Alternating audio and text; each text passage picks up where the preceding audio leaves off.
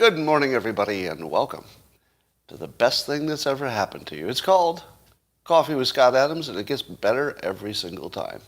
It does, really. You don't believe it? Come back tomorrow. You'll be amazed. It's better tomorrow. And if you'd like to take it up to really stratospheric levels, the kind of goodness that nobody has ever seen before, all you need is a cup or a mug or a glass, a tankard, chalice, a stein, a canteen, jug, or flask, a vessel of any kind. Fill it with your favorite liquid. I like coffee. And join me now for the unparalleled pleasure. It's the dopamine hit of the day. It's called the simultaneous sip, and it's going to happen now. Go.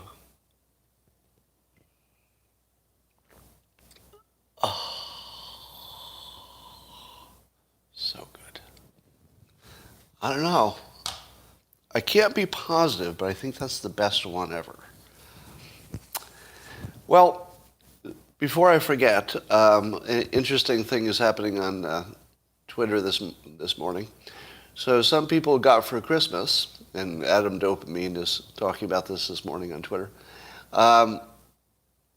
talking about getting a Oculus set, one of the 3D fantasy metaverse kind of tools. And let me tell you, you're going to be hearing this a lot from people who make the transition from real life to the metaverse. You can't believe how good it is. And here's the weird thing. It's still primitive. Did I ever tell you that the best way you can tell something will be big is if the bad version is popular? We're, in terms of the metaverse and virtual worlds and, 3D virtual realities and all that, in terms of virtual reality, we're basically at the fax machine level compared to the internet, roughly speaking. And already people who have tried it, and you can see some of the comments this morning, people got VR equipment for Christmas in many cases. And people will tell you, if you haven't tried it yourself, you don't know what's coming. Now, I've told this story before, but I think this sums it up. Several years ago now, it was maybe 3 years ago, I got a VR set. Imagine how much better they are 3 years later. And one of the virtual worlds had a cliff. And although I knew I was standing in a room in my own home, and no danger could come to me, I couldn't tell myself to move my leg to what would make me fall off the virtual cliff. And it was the damnedest thing. I couldn't talk myself into it, even though I knew it couldn't possibly be dangerous. Because the thing I'm trying to explain here is that your brain and your body will treat this as real, even though you know it isn't. Now, that's the thing people don't get. If you don't get that knowing it's not real doesn't matter, you're missing the biggest part of this. You will feel it like it's real. Here's the weirdest part. If you do a ride in virtual reality, but in the actual world you're just sitting in a chair, and your chair is not moving at all. Tell me if some of you have done this, so you can confirm this. Do you feel like the motion even in your stomach? Do you feel it even though it's not happening? Every person says yes. Everyone. Somebody says no. Really? Then you haven't tried the right... If you say no, you haven't tried the right games. Because if you don't do the right one, you're not going to get that effect. But the ones that are really make you feel like a roller coaster or a flying one, you feel it. You feel it like it's real. And here's the bigger point of this. I've been telling you since the dawn of Trump that Trump would change more than politics, that he would change how we view reality itself. And he did. Specifically, we saw that our sources of trusted news were bullshit in a way we'd never seen before. And that was Trump. Trump did that, and I could see that coming from a mile away. That's why I predicted it before he was even elected. I said, whoa, he's changing reality. He's not just changing politics. And then you add the metaverse. And then you add how we'll feel about the virtual realities. Now put those two, put together the fact that nothing we thought was true, which we're learning that all of our news sources and experts and data are all really biased and subjective. Put that together with the fact that you can experience a world as if it's real within something you know isn't real. What's going to happen to our understanding of reality itself?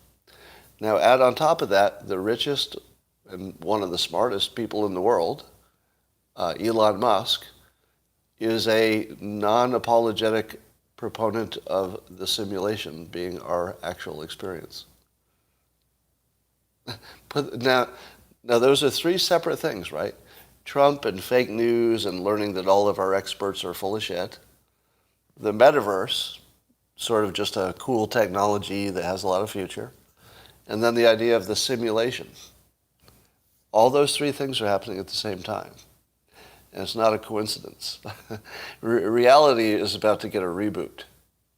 We're going to have an awakening that will be one of the great ones of history, really. When you realize the limits of your own rational abilities, everything will look different. Everything will look different.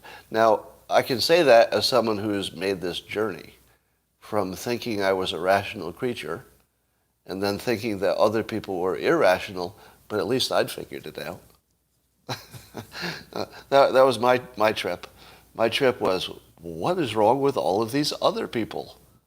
Why is it that I keep getting the right answer and all the other people are wrong all the time? And then about the time I learned hypnosis and started studying about human psychology, I realized, wait a minute, maybe I'm wrong too. And then once you're open to the possibility that we're all wrong all the time, meaning that we're creating subjective little worlds and just living within them, once you realize that, you can't go back. You can't go back. And I'll tell you, a lot of people are there already. So, I'm not alone. I got a tweet this morning from somebody who's sort of risen to that level and can see the whole field.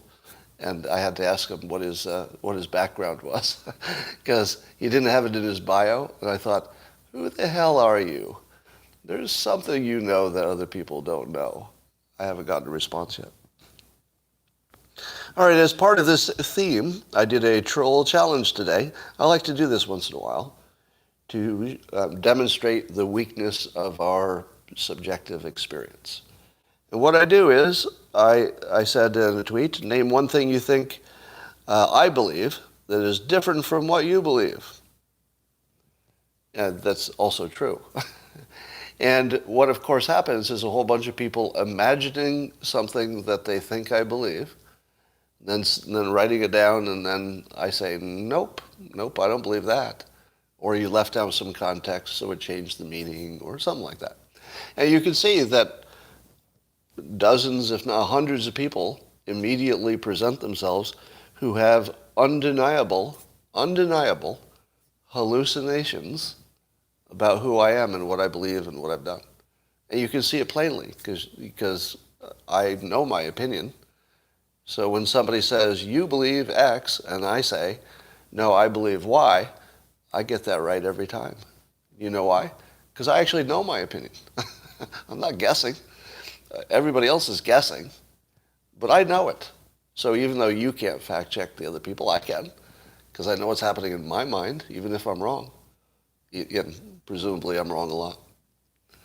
All right, yes, we're all irrational. Once you learn that, you'll be in good shape. Now, one of the things that people did call me out on opinions that they disagree with, is, I'll give you a few examples. One person trying to be funny, a troll said, when I said, name one thing you think I believe that's different from what you believe, a troll said, Dilbert is funny. The implication being that I think Dilbert is funny, but Dilbert is not funny. And I actually addressed that one. Because even as a troll, they failed. It was like a failed troll. Because I don't believe Dilbert is funny. I mean, even that assumption was wrong. What I believe is that Dilbert is created to appeal to a certain part of the public, and that group of the public likes it a lot and laughs. And they like it so much they pay for it. That's all I know for sure. And I'm 100% sure that other people, lots of them, don't find it interesting at all. So when somebody says that I think Dilbert is funny, I say, no, that doesn't even make sense. Nothing is funny. Nothing is funny. All there is just some people like some stuff. That's it. Here's another one. People complained that I said everybody's vaccination choice was based on fear, but that the fears would be different. Some people feared the vaccination, some people feared the COVID, some people feared government control, etc. But others said, no, Scott, our decisions were absolutely rational because we looked at the costs and the benefits, and we were never afraid. We never felt any fear. We just looked at the information as it existed and made a call. Now, that's actually accurate. I would say that's an accurate pushback to my point, and I will only offer this clarification. When I said everybody makes their decision based on their fears, fear to me is a very large category. I'm not talking about the fear that makes you quake in your shoes, although some people probably had that about the virus. I'm talking about the kind of fear that says, oh, I don't want to go to the DMV. I'm talking about the kind of fear that says, oh, I have to see my in-laws for Christmas. I like my in-laws, but, talk about other people. So, yeah, you can say that's not fear. But when I'm talking about it, I'm talking about let's say, a willingness to pick the path that's best for you as opposed to the less good path. And so it was suggested on Twitter, and I take this suggestion, that a better way to reframe my opinion, so it would be less confusing and more persuasive, I suppose, as well, is that instead of saying that everybody made their decision based on fear, you could put it in a positive way. And the positive way would be we all followed our own illusions of safety. Meaning that we all did a cost-benefit analysis. I didn't say we didn't. But we all had a different opinion, which I'll call an illusion because we can't know, right? If we could know for sure the outcome of every person based on every decision, well, then it wouldn't be an illusion. But if you're just predicting based on guesses and variables that we can't measure, well, that's kind of an illusion.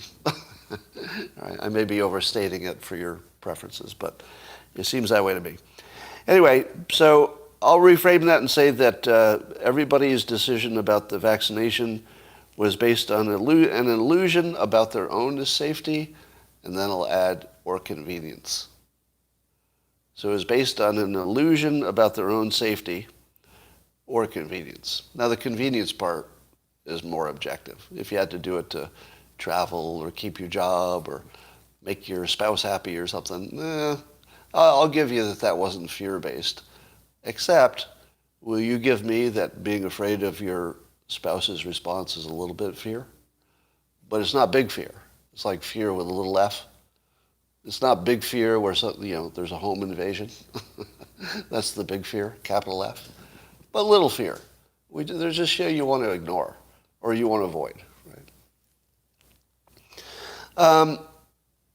Let me make this offer to you. Apparently Biden is going to be talking to the governors today. Can you confirm that? I think I saw that. So Biden's going to be talking to all governors today by phone.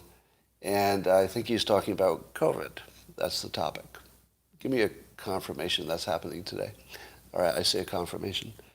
Now, this is when I think we have to get serious about the the idea that we should ask not what the country can do for us and ask what you can do for the country.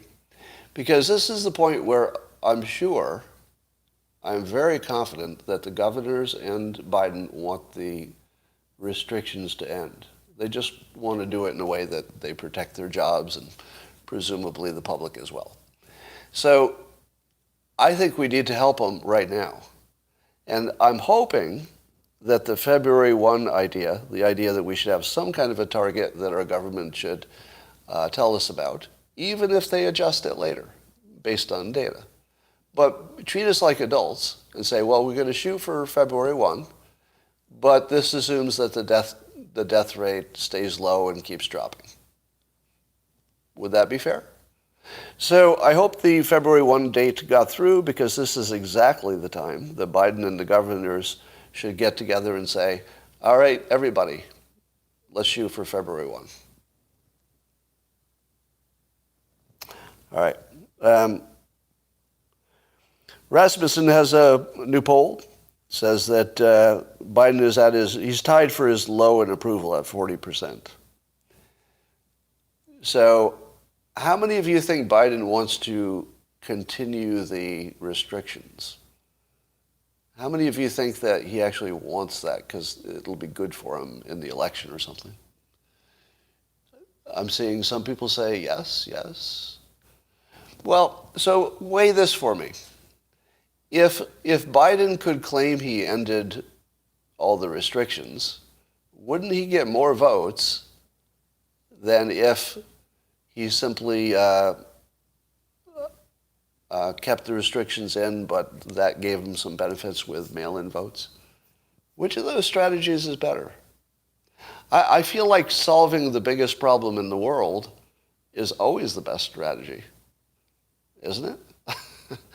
Do you think that keeping the biggest problem that we have in place is how you get reelected, when you have the tools to remove it? I have a feeling that claiming success would be the smart play. So I see your point. I see your point that, there might be some mail-in or other advantage if he keeps things locked down. But I don't know if there's enough locked down. If it's just the blue states that are locked down at that point, what's the difference? The only ones locked down will be the ones that he was going to win anyway. He's not going to win Florida because they're not locked down. All right. Apparently also most Americans, according to Rasmussen poll, side with J.K. Rowling that there are only two genders. Now, are you surprised that I don't talk about this topic more? Like every once in a while somebody asks me, Scott, state your opinion. How many genders are there? Well, I'm not even sure this is a real debate. Because if you put people in the same room, I don't know that they would disagree. Except for what word to put on things. And I suppose the word you put on it can, determine policy and stuff. So it does matter. But it's such a silly thing.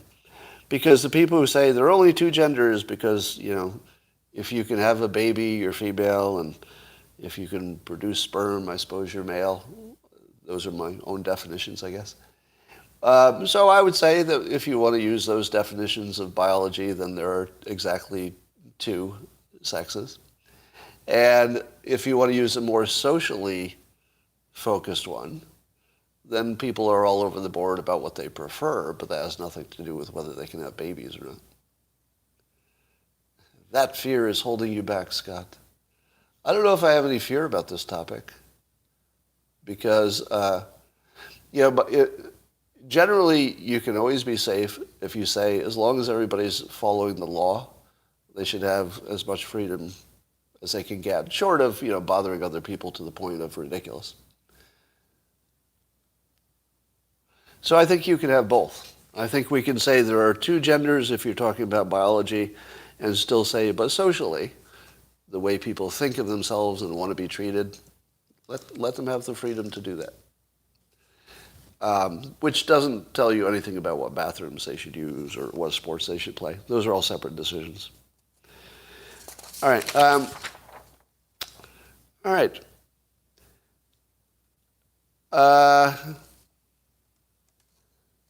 Best and worst predictions of 2021. So here's a little progress report about where we are in terms of our ascent to a higher level of awareness. So this will be a little marker of how close we are to really understanding our inability to be rational. The prediction, one of the best predictions for 2021 is also the worst prediction for 2021, which was my prediction that Republicans would be hunted. Now, I did a poll, and of course, there are thousands of people who say, oh yeah, they're definitely being hunted. Let me give you 5 examples. But of course, Politico just did an article that said my same prediction, the one that thousands of people would say, well, that's one of the best predictions I've ever seen. You nailed it. According to Politico, it's one of the worst predictions because nothing like that happened. Now, what could be more perfectly, let's say, a perfect summary of where we are as a thinking species? The perfect summary is that we can't tell the difference between the best prediction and the worst.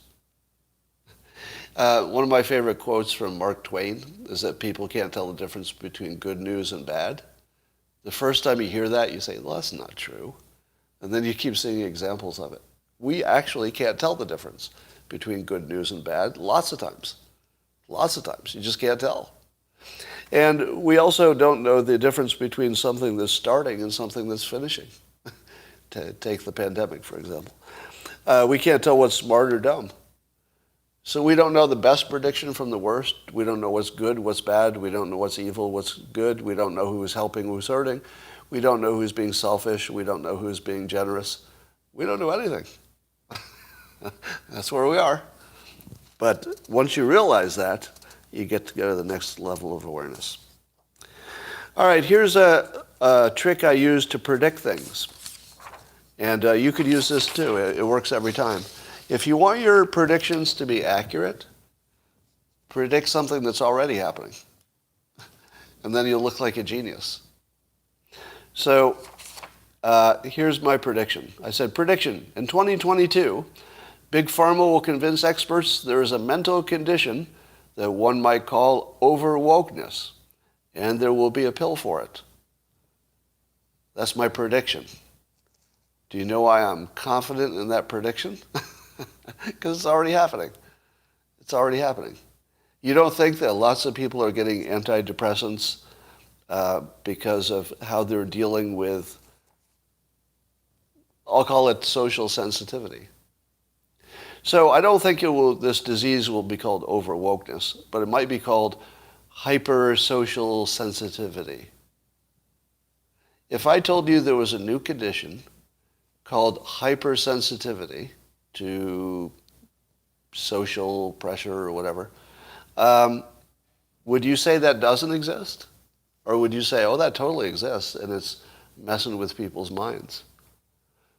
You would say it existed, right? You might not think you have it, but you would say that, oh, other people certainly have this problem where they're so sensitive about, race and being insulted and who's being put down and what's unfair, that it's become an actual mental disorder. Now, I don't think there'll be a new pill for it. I think they'll repurpose existing pills. But yeah, they're going to give people Xanax and God knows what else for their social oversensitivity. Does anybody want to argue with that? Because I'm pretty sure it's happening right now. Well, let me ask the question. How many of you think it's happening right now? Is there anybody you know who has become so woke that they had to seek therapy and that they're on pills because of it, some kind of pill? Over on Locals, the answers are yes, yes, yes, yes, yes, yes, yes, yes. Yeah. So that's how you make a prediction with high likelihood of being right. You simply predict what's already happening. Makes it a lot easier. Predicting what hasn't happened yet is hard. I don't recommend it at all. All right. I made this following suggestion based on all this, that schools should teach kids how to deal with criticism as an actual lesson or a class. And specifically how to be free from the embarrassment or shame or social pressure of what everybody thinks about you.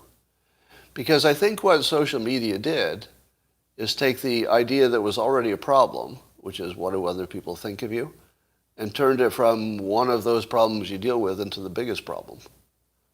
Now for kids, the biggest problem is what people think of them, especially what they say on some kind of digital media about them. So I think that we need to give kids a class. And I think that class should be called, perhaps, Everyone is Someone Else's Weirdo, so that you would just get comfortable with being weird. And when people made fun of you, you'd think, well, what does it mean to me that a weirdo is calling me weird? It doesn't mean anything. If there was somebody perfect who called you weird, you might feel bad about it. But there aren't any perfect people. There are only weirdos. So if a weirdo calls you weird, should that bother you? Now that would be sort of what a lesson would look like. You could also call it the basket case theory, the idea that everybody's a basket case or a weirdo if you got to know them well enough. So here are some of the things I would teach. I would teach kids how to develop a talent stack, because if you're good at something, anything, then you know you can be good at something. And that's really good as a protection when you get criticized for other things. If you get criticized and you're not good at anything, that's got to sting.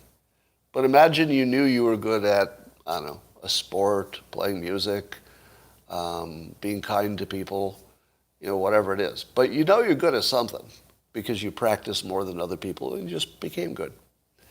I recommend that just as a protection against criticism, because you got one thing to hang on to at least. I saw this quote as I was thinking about this on Twitter. I don't know who said it first or if I have the words right, but it's something like this. You would care less about what others thought of you if you knew how little they think of you at all. That's like one of the best things I've ever learned. That you would care less about what people think of you if you realize how little they even think about you at all. You're not even meaningful. I'll tell you where I learned that. I've told this story before. Years ago, I had some laser work on my face to get rid of some spider veins. And with the old laser treatments, it would make your face purple for weeks. Like it would look like you had a terrible accident or you lost a fight or something. Or you got in an MMA fight, but you'd never been in one before. And for the first few days, I thought, man, I'm not going to go out in public because I don't want everybody looking at me and judging me and wondering what's up with me. And then finally, I just got such cabin fever. I was like, oh, screw it. I'm going to go to the mall. I remember walking around the mall with a face that looked like I just, lost to, an MMA fight. And I would look at people to see how they were being horrified by my existence. Nobody cared. Nobody even looked twice. Nobody stared. Nobody asked me about it. Nobody cared. And was that a special case? No. People don't care.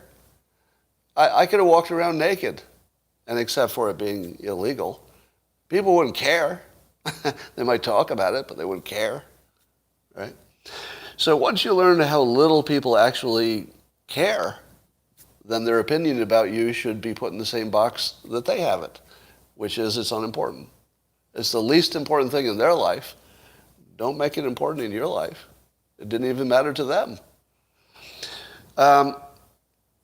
And then, of course, there's the Dale Carnegie method for learning how to deal with shame and embarrassment. And the Dale Carnegie method essentially just makes you practice being embarrassed. So you do things you know will be embarrassing, such as giving an embarrassing speech in front of a crowd, which is one of the exercises. Or doing something embarrassing in front of a crowd. It doesn't have to be a speech. All right. So those are some of the things that could be on the class on handling criticism. Machiavelli's Underbelly, a Twitter account, Machiavelli's Underbelly, asks this provocative question. If you think that following the money is predictive, this is my setup for the question. He asks this question. Following the money, how has China's economy fared relative to the rest of the world? Did they significantly benefit financially from the pandemic relative to the rest of the world, or did it seriously hurt their economy to the same extent? So I assume that the intent of this is to make us wonder if China did it intentionally. And the idea is that if you follow the money and China somehow gained from it, then maybe they did. But if they did not gain from it, well, then maybe it wasn't a plan. It maybe just got out somehow, the virus. Here's a better question that I added to that tweet in a comment. I said a better question would be this. When adjusted for risk, could China ever have reasonably expected it was a good play to release a pandemic? What do you think? If you go back in time, was there any reasonable way that China could have said, from a risk-reward perspective, because you don't know how big the risk is, right? You assume it's pretty big. But could China have reasonably done this intentionally if they thought through the size of the risk versus the size of the benefit? Could you imagine that follow the money would have brought them to the point where they would release it intentionally? Tom says, can I read minds? No, you can't read minds, so I'm asking you this. Is there anybody that you could put in that position who would have thought it was a good idea? Just any human. You don't have to be Chinese. You don't have to be a Chinese leadership. Just any human. Would any human make that decision? Now, there are a lot of different humans. So somebody says, yes, Hitler, right? So crazy people would. Do you think that the government of China could be best described as rational or crazy? What would best describe China's leadership? Many of whom are engineers, by the way. I don't know if you knew that, but they have very high percentage of engineers in leadership. Well, I don't think that China is run as a crazy country. I think it's run as a country that is laser focused on self-interest, and we can respect that. I mean, you don't have to like it, but you can respect it because people do operate on self-interest. Countries actually probably work well that way, to operate on self-interest. But they are a very rational decision-making country, and you don't see much irrational stuff happening, do you? It'd be hard to think of irrational Chinese policies. There are cruel ones, there are ones that you don't like, but not irrational ones if you look at it through the lens of what's just good for China. So I would say the follow the money hypothesis argues strongly against, not in any 100% way, but it argues strongly against the idea that anybody would have done this intentionally. There's nobody who understands economics who would have done this intentionally, unless they were crazy, right? So let me say that again. There's nobody who understood economics who would have thought this was a good play, because the risk is so big and so unsizable. Yeah. And of course they had to look at economists. They wouldn't have done this without that. All right, there's a moderate liberal named Michelle Tandler who is realizing that maybe everything she believed about progressives was wrong, meaning that if you want to be nice to people, progressive policies might get you the wrong outcome. Scott, they did it for economics. Did you miss the entire conversation? Nobody would have done this for economics. There's one category I can speak of with some confidence. I do have 2 degrees that are relevant to this question. Nobody would do it intentionally for economics. Now, if you're not an economist, you should talk to one. Because if you can find anybody, let me ask you this. Find somebody who's got an MBA from a good school or a degree in economics and ask them if it looked like a good financial play for China to release a pandemic.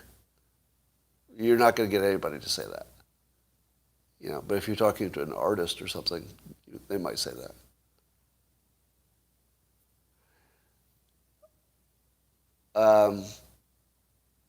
Short term, maybe. Well, the point is that you couldn't calculate the short term or the long term impact. All right. Anyway, this moderate liberal, Michelle Tandler, did an interesting tweet thread. And she says, here's what confuses me about San Francisco. We have the most liberal left-wing government and population in the country. We have a $13 billion budget, and we have 80,000 people sleeping in the rain this week. Can someone please explain this to me? And then she goes on in the thread talking about how her prior impression that the progressives would be better for the underclass appears to be wrong, and that maybe some, these are my own words now to try to capture the theme of it, but that maybe some tough love more close to what the right would suggest might be a little closer to the kindest thing you could do. So if being kind to people is what you want, the progressives may have the wrong solution. Now, I don't know if she's factored into this how many people actually don't want to be in a home because they want to do drugs instead. But seeing her awaken like this is interesting. And you get toward the end of the tweet thread, and you find out that she's reading Michael Schellenberger's new book, San Francisco, which is a huge bestseller. And so you can see her being persuaded in real time. You can actually watch her being transparent about her thought process being modified by that book. Did I tell you that Michael Schellenberger is persuasive? You're seeing it everywhere. He's very persuasive. Yeah. And part of his appeal is that you can't tell what political side he's on. It's just unfathomable because he just does things that make sense and have some kind of data or scientific backing, and you can't tell what he's up to because it just looks like a bunch of good ideas backed by solid argument and data. Let's see. Here's a thought. Big Pharma is creating an economic agenda to make all humans forced to be consumers of their products. How much more financial incentive do you need? Well, that would be the pharma companies. But we're talking about China's government. So if you're asking me, do I trust Big Pharma? I think Big Pharma should be a category in which we assume guilt until proven innocence. For Big Pharma, I think you should assume guilt until proven innocent. Whereas I wouldn't say that about most things. But I think given the size of the risks with any kind of medication and the history of the industry, it would be irrational to think otherwise. And that's, of course, why you do the randomized controlled trials.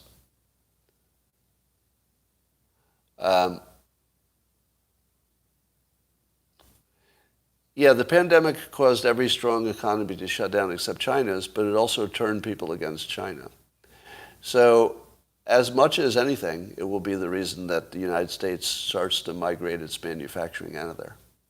So I don't think they could have known that was a good idea. They would have known that was risky. And China is not the super risky country, right? China tends to not take risks. So does it make sense that the country most famous for not taking risks took the biggest risk anybody had ever taken as a country? I mean, maybe Hitler took a bigger risk, but special case. Yes, in order to get rid of Trump, no, I don't think that was a big enough reason. Why do you keep saying randomized controlled trials are the only method capable of demonstrating causality? Well, actually, I don't say that because even the randomized controlled trial doesn't demonstrate causality. Does it? Check me on that. A randomized controlled trial doesn't tell you causality, right? Does it? It tells you correlation, doesn't it? And then you have to use your judgment or something like it to determine whether it was causal or causality was involved. As in a randomized controlled trial, ever been duplicated? The answer is yes, but it's a funny question.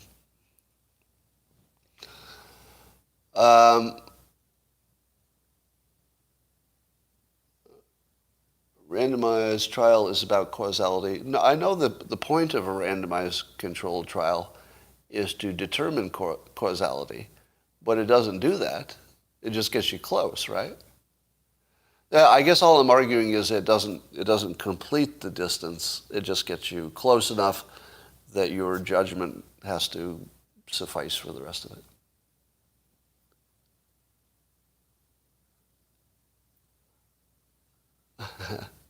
All right. So that's all I got for today. No doubt the best show that's ever been broadcast anywhere at any time. And when does Trump stop making news again? I'm being asked. I think that no matter what, whether he runs for office or he creates a platform to influence politics, his instinct is to stay in the news, and he's good at it.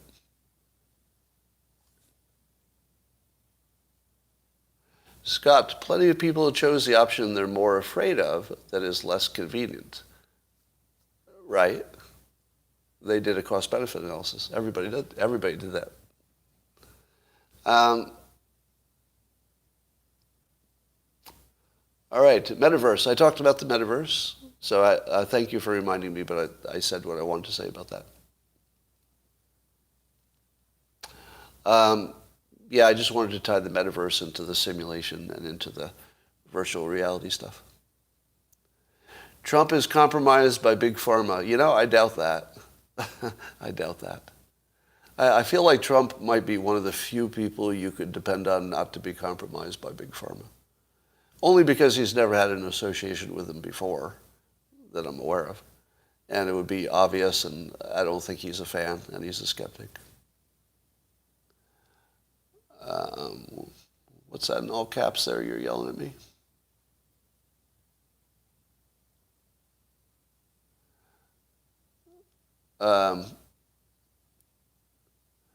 Would it be a good business move for Big Pharma to support Omicron spread?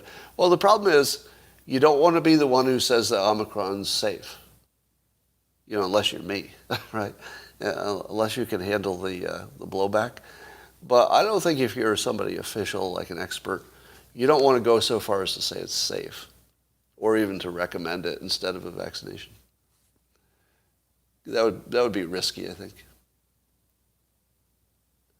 What about the iodine nose spray solution discussed on Joe Rogan? Well, I don't know about that, but I do know that the idea of spraying something into your nose to kill the virus that's obviously there, that's been talked about a lot. But I don't know that unless you were doing it on the regular, wouldn't all the virus repopulate pretty quickly? Maybe that's a question for a doctor. I'll ask that question when I talk to Dr. Drew. I think I'm scheduled to talk to him tonight. So look for that. And yeah, I don't think it's bleach. But it does make sense that clearing out your nose would get rid of some virus. I just don't know if it lasts an hour. You know, is it back in an hour? I don't know. So I use a mouthwash several times a day. Probably overuse it. Usually related to my other habits. But I wonder if you did a test of people who used just a regular mouthwash 5 times a day. I bet their odds of COVID are lower, or better outcomes because their viral load was lower. Is God the author of the simulation? You would only need God for the original species. And after that, everything else would be people. So even if there is a God for the simulation, it's unlikely that you're in one of the ones created by the God directly. Why do they work so hard to withhold ivermectin? You know, let me ask you in the comments. I just want to see where your heads are at. So before I give you my updated opinion, How many of you think that in the end we will learn that ivermectin would have worked if we'd gone gung-ho and done it early and all that? How many think that it would have worked? Saying mostly yeses, some no's, but mostly yeses on locals. How about over here? On YouTube, I'm seeing a mix. Got real quiet on YouTube there for a minute. More no's than yeses. No, actually, about even.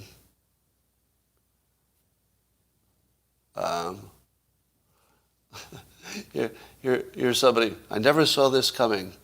Scott likes masks in China. I don't know what fucking thing you were watching, but I'm going to make you go away. Goodbye. All right. So I'll give you my most current take on ivermectin. I don't rule it out. If anybody says to me there was a global conspiracy to suppress something that worked because it was cheap and it let people sell vaccines, I would say there's nothing about that that's impossible. Because there's a mechanism for it. And the mechanism would be that the pharma companies would only have to get to a few experts, which we know they can do and have done, and it's a routine thing. You get to a few experts, you have those few experts define what is real and what is not, and then everybody else just falls in line. Because most countries were just following the United States, weren't they? So remember, one of my initial objections was, are you telling me that there's no country anywhere where they've tried it and then we could know for sure if it worked? Nowhere. There's not one place that they tried it and it worked. And then people come up with all the places that it was tried and it didn't work, but they believe it did, including India, Peru. There's a few more that people imagine worked, but if you actually look at the current numbers, there's no indication of it. Now, that doesn't mean it doesn't work. I'm just saying that the country examples were not real, but they look real. A lot of people, Japan is another one that's not real. So all of the country ones are not real, but you'd have to if you want to test that for yourself, just Google the country and ivermectin and debunk. All the debunks pop right up. And it's just data. You just look at the data, it's not there.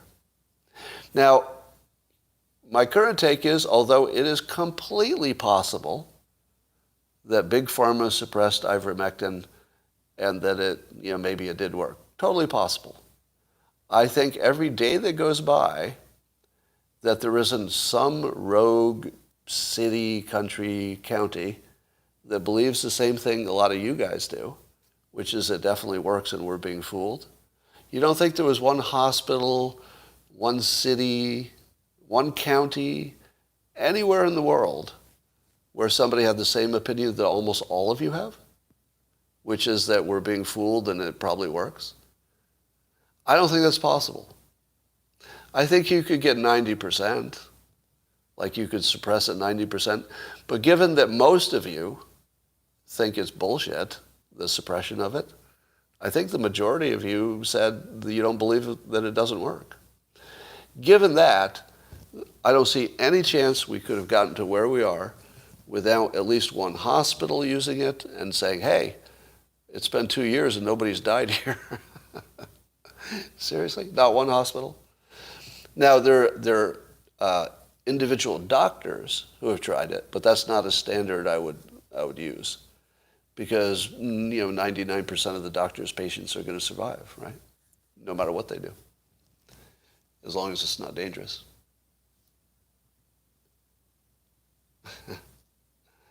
Why are doctors still prescribing it? Well, the same reason they're prescribing it, for the same reason that I'd be tempted to take it. Because you don't know. There's plenty of studies that are not quite as high quality as you'd want that indicate it might, and the risk is low. So there's no mystery about why doctors prescribe it. It's just risk management. But that doesn't tell you it works. Yeah, no one died is too high a standard for it worked. Yeah, I mean, you shouldn't take that as a absolute no one.